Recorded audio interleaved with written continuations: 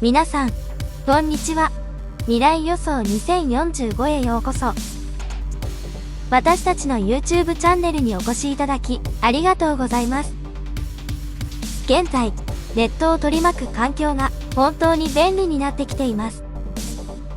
しかし、すべてがネットに移行するわけではないので、今回は現実世界の仕事について考えてみます。2045年という未来の世界を想像してみてください。技術の進歩が著しく、私たちの生活は大きく変化しています。このチャンネルでは、未来のトレンドや予測、革新的なテクノロジーについてお届けします。ネットが便利になる一方で、実世界での仕事がなくならない理由はいくつかあります。この動画では、下記について考えていきます。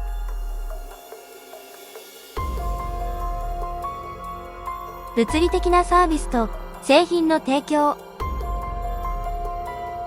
物理的なサービスと製品の提供には、現場での実際の労働や物理的なプロセスが不可欠です。これらの活動は、デジタル技術やネットが進化しても、依然として重要であると言えます。建設業、製造業、農業など、物理的な活動が不可欠な仕事では、ネット上での完全な置き換えが難しいです。建築家や建設労働者は、現場で設計や建設作業を行い、製造業者は、工場で製品を実際に作り上げます。このような作業は、特定の場所や条件でしか行えないため、現場作業が必要です。現場での作業が必要であるからといっても、デジタル技術は、それを補完し、作業をより効率的かつ効果的にする要素となっています。例えば、建築業界では、デジタルツールを使用して設計を行い、製造業では自動化された生産ラインが導入されています。これにより、物理的な作業とデジタル技術が連携し、生産性や品質を向上させています。物理的なサービスと製品の提供には人間のスキルと専門知識が不可欠です。技術の進化が進んでも、職人や専門家の手腕や経験には代替が難しい部分があります。建築家がデザインを行う際には、建物の構造や美学に関する深い知識が必要です。同様に、製造業者は製品の品質管理や生産プロセスの最適化において経験豊富なスキルを必要とします。これらのスキルや知識はデジタル技術が補完するものではなく、むしろ相互に補完し合いながら最良の結果を生み出す要素となります。一部のサービスや製品は地域に根ざしており、その地域の文化や環境に適応しています。特定の地域で愛される伝統的な食品や工芸品は、その地域の特有の文化や需要に基づいています。これらの提供は、地域に住む人々との密接な連携が欠かせません。ネットが普及している現代でも、地域に密着したサービスや製品は、その地域での物理的な存在が必要です。地域社会との相互作用が、これらのサービスや製品の特有性を保ちます。一部の仕事では、物理的な製造プロセスや処理が必要です。工場での製造業務や農業での生産活動は、デジタル技術だけでは成し遂げることが難しいです。製造業者は、生材料を取り扱い、製品を組み立てる過程で手作業が発生します。同様に、農業では、種植から収穫までの一連のプロセスが、物理的な作業を伴います。これらの作業はデジタル技術によってサポートされつつも、物理的な存在が不可欠です。一部の仕事は、セキュリティやプライバシーの観点から物理的な存在が求められます。例えば、セキュリティ関連の仕事や法執行機関は、物理的な現場でのパトロールや警備活動が不可欠です。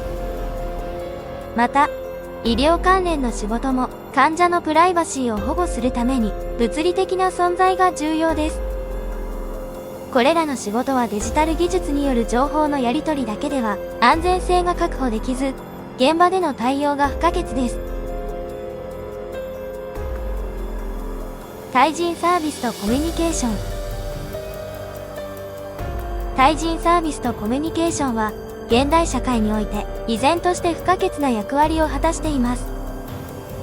これらは、人と人との関係構築や情報の共有においてデジタル技術やオンライン手段が進化してもなお重要性を保っています。コミュニケーションは言葉や体の動き、表情などを通じて情報を伝える手段であり、感情や考えを共有する上で欠かせません。対人サービスはこのコミュニケーションの一環として位置づけられ、クライアントや顧客、患者などに対して直接的なサポートやケアを提供します。デジタル技術が進展しても、感情の表現や微細なニュアンスの理解は直接の対話によってしか得られない場合があります。対人サービスを提供する者には、感情や意図を理解し、信頼関係を築くためのコミュニケーションスキルが求められます。これには、非言語的なコミュニケーションの要素も含まれ、相手との深い結びつきを生む上で重要です。対人関係を構築する上での信頼感や理解は、直接の対話やコミュニケーションによって築かれることが一般的です。適切なコミュニケーションスキルは、相互信頼の構築や問題解決にも寄与します。クライアントや顧客の立場や視点を理解し、共感力を持って対話することは、対人サービスの質を向上させます。これにより、個々のニーズに応じた適切なサポートが提供されることが期待されます。異なる文化や言語に対応するためには、異文化コミュニケーションスキルと適応力が重要です。言葉だけでなく、文化的な慣習やニュアンスを理解し、尊重することが求められます。これにより、異なる背景を持つ相手との円滑なコミュニケーションが可能となります。非言語コミュニケーションも対人サービスにおいて、特に重要な役割を果たします。表情やジェスチャー、視線などが相手に対する感情や態度を伝える手段となり、対話の豊かさを増します。これにより、より深い理解や共感が生まれることが期待されます。物理的な製造と処理。物理的な製造と処理は、多岐にわたる製品の生産や物質の変換において重要な役割を果たしています。これらの活動は、製造業や生産分野において、様々な技術と知識が組み合わさり、工場や生産現場において実現されています。製造プロセスは、製品の種類に応じて異なり、金属加工、プラスチック成形、食品加工、繊維製造など多岐にわたります。これらのプロセスは原材料から製品が完成するまでの一連の工程を含み、各ステップで特定の技術や機械が使用されます。この多様性により異なる需要に対応することが可能となり、製造業は市場の要求に迅速かつ適切に対処することができます。自動化とロボティクスの導入は製造業において重要な進展です。これにより、単純かつ反復的な作業や高精度を要するタスクが機械によって効率的に行われ、人間の労働力はより複雑で専門的な業務に注力できます。生産ライン全体での効率向上が実現され、製造プロセスの品質管理も向上しています。製造業は原材料から製品への変換を中心に据えています。この過程では、原材料の取り扱いから製品の形成、仕上げまで様々な工程が組み合わさります。原材料の選定や加工方法の工夫は、最終的な製品の特性や品質に大きな影響を与えます。このため、製造業者は素材の特性や工程の最適化に関する深い専門知識を持っています。製造と処理の過程では、エネルギーの効率的な利用も重要な課題です。省エネルギー技術や環境への配慮が、現代の製造業において注目されています。再生可能エネルギーの導入や廃棄物のリサイクルなど、サステナビリティへの取り組みが盛んに行われ、製造プロセスの持続可能性が向上しています。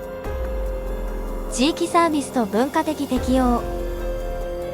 地域サービスと文化的適用は、特定の地域や共同体に焦点を当てたサービス提供やビジネス展開において、文化や習慣に適用する重要な要素です。これは、地域の特有のニーズや価値観に合致するように、サービスや製品を提供し、地域社会との連携を築くことを意味します。地域サービスの提供において、地域の文化や習慣に敏感であることは極めて重要です。これは、単に商品やサービスを提供するだけでなく、その地域のニーズや好みを理解し、それに基づいて適切なアプローチを取ることを指します。例えば、地域の伝統行事やイベントに参加したり、地元の言語や慣習に敬意を払ったりすることが含まれます。地域社会との協力関係を築くためには、地元の人々との信頼関係を構築し、地域コミュニティに貢献することが必要です。文化的適用は、異なる文化や民族の環境に適応し、異なる背景を持つ人々と円滑に対話する能力を指します。これは、地域サービスの提供だけでなく、多様な文化を抱える地域社会でのビジネス展開においても重要です。文化的適応力を持つことは、相手の文化を理解し、尊重することから始まります。これには、異なる言語や習慣に対する理解を深め、文化的な敏感さを養うことが含まれます。地域サービスが文化的に適応することは、顧客や利用者に対してポジティブな印象を与え、ビジネスの信頼性や受け入れられやすさを向上させる要因となります。文化的な差異を理解し、それに対応することで、地域社会との一体感が生まれ、企業やサービスが地域で成功する可能性が高まります。文化的な適用は、商品やサービスの提供だけでなく、労働環境においても重要です。異なる文化を持つ従業員が同じ職場で働く場合、文化的な適用は、コミュニケーションやチームワークの向上に寄与します。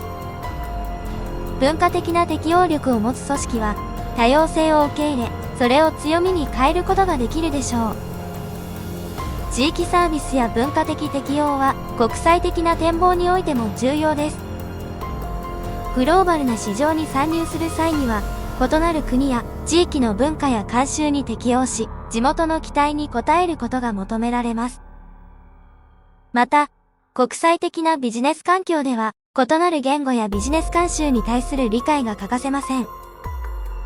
成功するためには、地域サービスと文化的適用を戦略的に取り入れ、地域や国際の市場において信頼を築くことが重要です。セキュリティとプライバシーの要求。セキュリティとプライバシーの要求は、現代のデジタル化が進む社会において非常に重要なテーマとなっています。これらの要求は、個人情報や機密データの保護、システムやネットワークの安全性確保、法的規制への適合など、多岐にわたります。セキュリティとプライバシーの要求を満たすことは、信頼性のあるサービス提供やデジタル環境の持続可能な発展に不可欠です。